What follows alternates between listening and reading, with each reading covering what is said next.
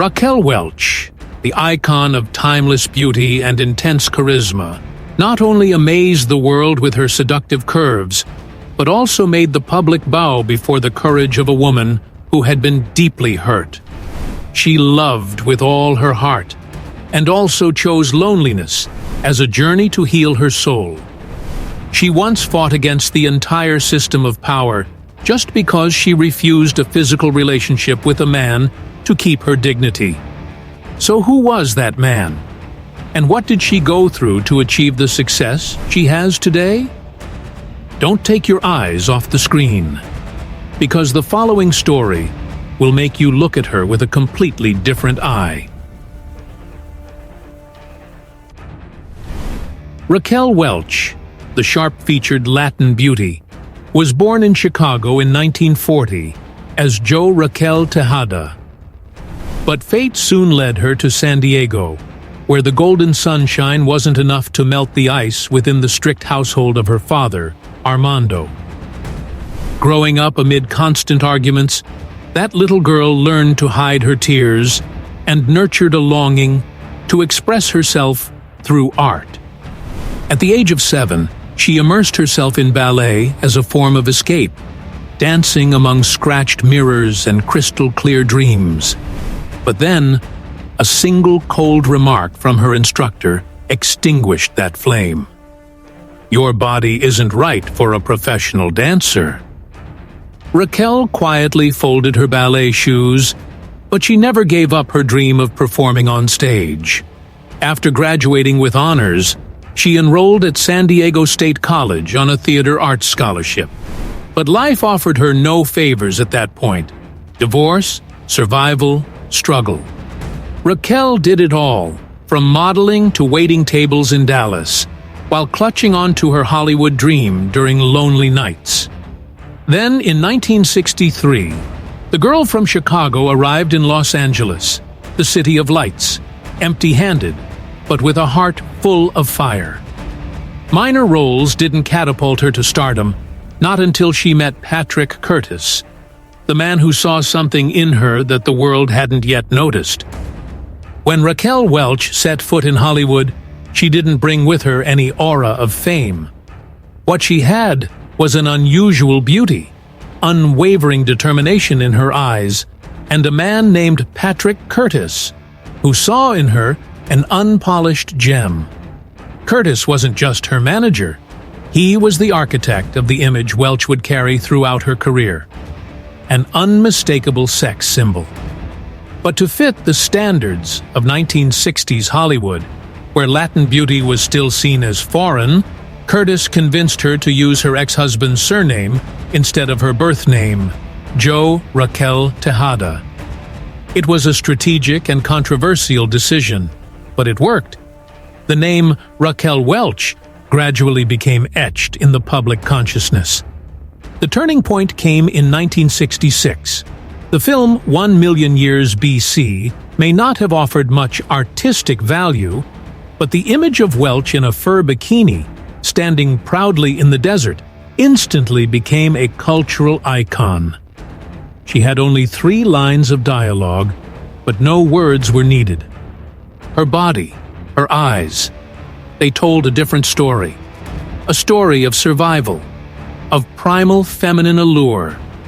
The movie posters spread across the globe, from theaters in Paris to dorm rooms in Tokyo, transforming Raquel Welch into one of the hottest faces of the century.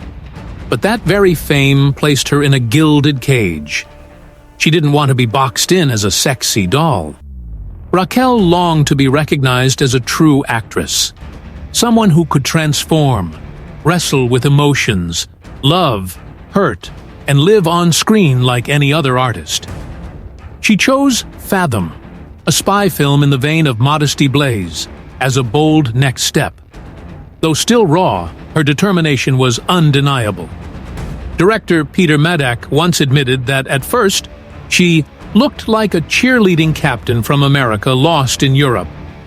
But she was hardworking, eager to learn every day, and never afraid to challenge herself in front of the camera. Critics weren't exactly thrilled. The Los Angeles Times once snidely remarked, "Raquel Welch can photograph beautifully, but she can't act there." But Raquel didn't flinch. She kept throwing herself into a variety of roles.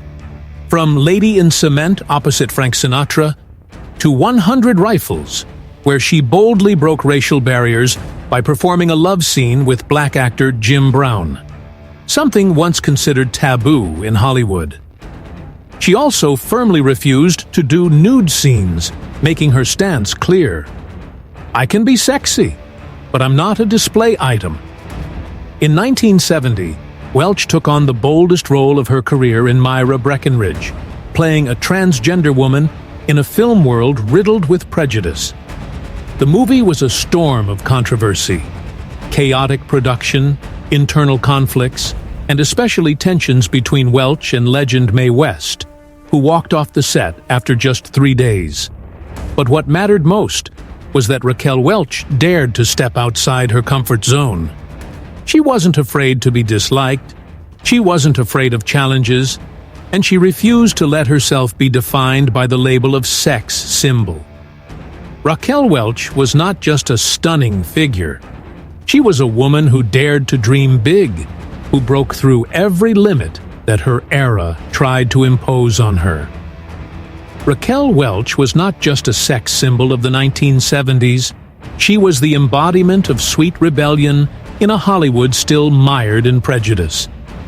When she took the stage at the Oscars in place of Goldie Hawn, she wasn't just representing a movie star, she was standing for an entire generation of women yearning to be recognized for their true talent. Welch constantly sought to break free from the sexy mold the media imposed on her, and she did it with courage. By taking on tough roles, challenging herself, and never backing down. Still, the road was far from smooth. In 1982, the shock came when she was fired from the film Cannery Row simply because of her age. She didn't stay silent.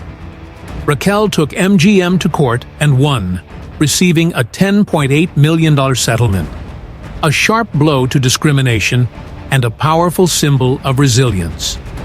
Though she was shunned by the industry afterward, Welch never gave up. Because she didn't come to Hollywood to be liked, she came to be heard. Even when Hollywood turned its back on her, Raquel Welch never truly left the spotlight. After years of fighting to prove her worth beyond the label of sex symbol, she made a surprising return to the screen in 2001 with Legally Blonde.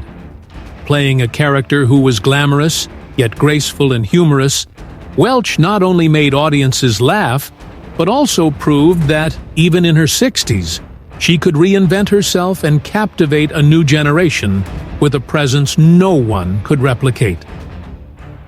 Behind the glamour, Raquel Welch's personal life was a series of vivid stories where love, fame, and pain intertwined like the plot of a Hollywood script. Her first marriage to James Welch, her high school sweetheart, seemed like a quiet beginning. They married in 1959 and had 2 children, Damon and Tunny. But like many American dreams, reality soon crumbled. They separated in 1962 and divorced 2 years later. Still, Raquel kept James's last name for the rest of her life, a part of her past she chose never to erase.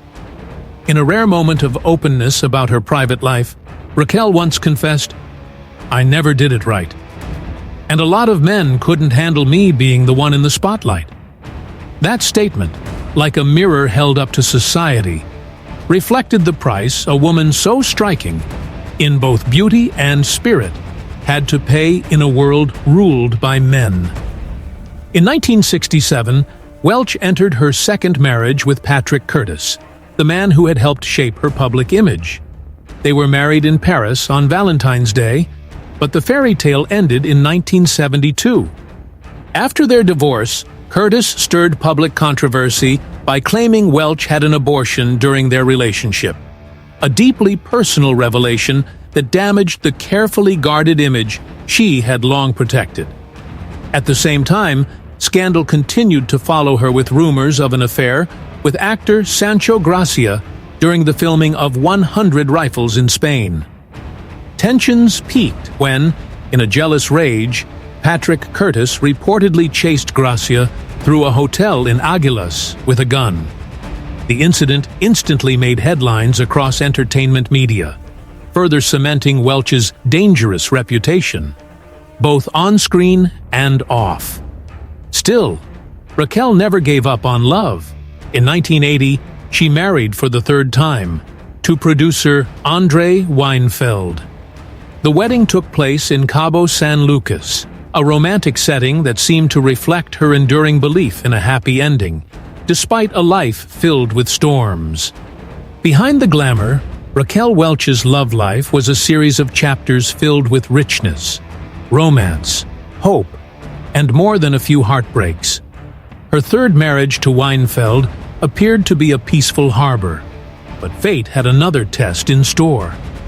In early 1983, during a vacation on the island of Mustique, Welch suffered a devastating miscarriage at 3 months pregnant. The pain was overwhelming, and it fractured the bond that once seemed unbreakable. They officially divorced in 1990. It seemed love had closed its doors, but Welch, a woman who never turned away from real emotions, took another leap. In 1996, she stirred public headlines by openly dating former British boxer Gary Stretch, a man decades younger than her, even younger than her own children. The relationship became a media sensation, a bold declaration that Raquel Welch lived life on her own terms, regardless of conventions. 3 years later, she entered her fourth marriage with Richie Palmer, a well-known restaurateur in Beverly Hills. They shared a passionate romance and married at Welch's own home. But, as with her previous marriages, love couldn't withstand the harshness of reality. In 2004, they quietly parted ways. In 2011, Raquel told Elle magazine, "I won't marry again." It wasn't resignation.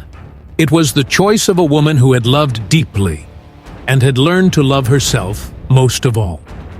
In the final years of her life, while many of her contemporaries had stepped away from the spotlight, Raquel Welch continued to live true to her essence, independent, self-assured, and always evolving.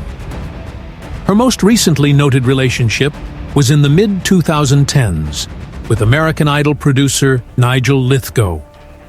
Though the relationship didn't last, it showed that even in her 70s, Raquel lived with passion, still open to love like a young woman unafraid to take risks.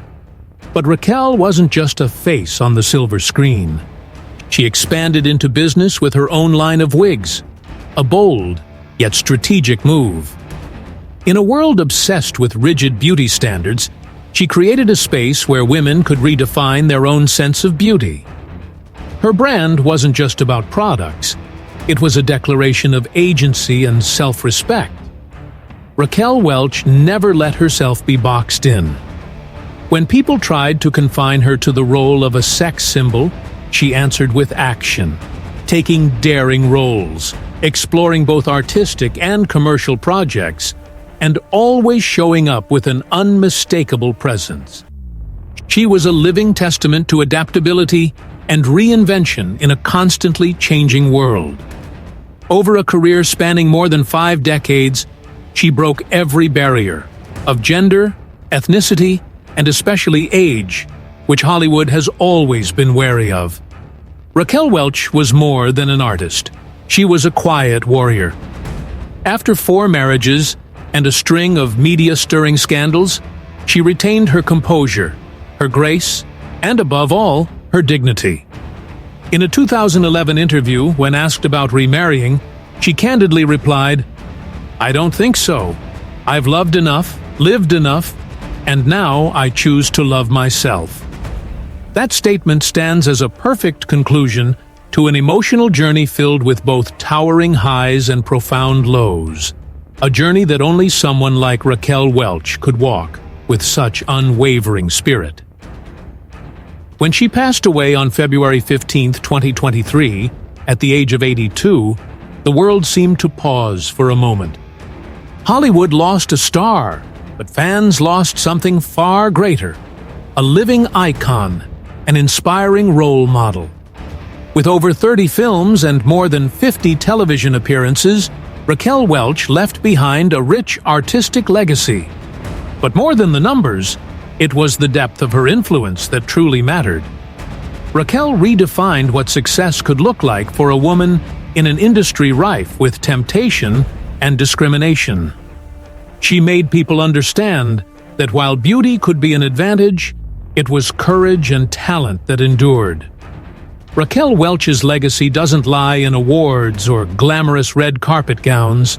It lives on in the spirit she left behind: strength, resilience, the ability to rise after a fall, and the determination to keep walking in her own light.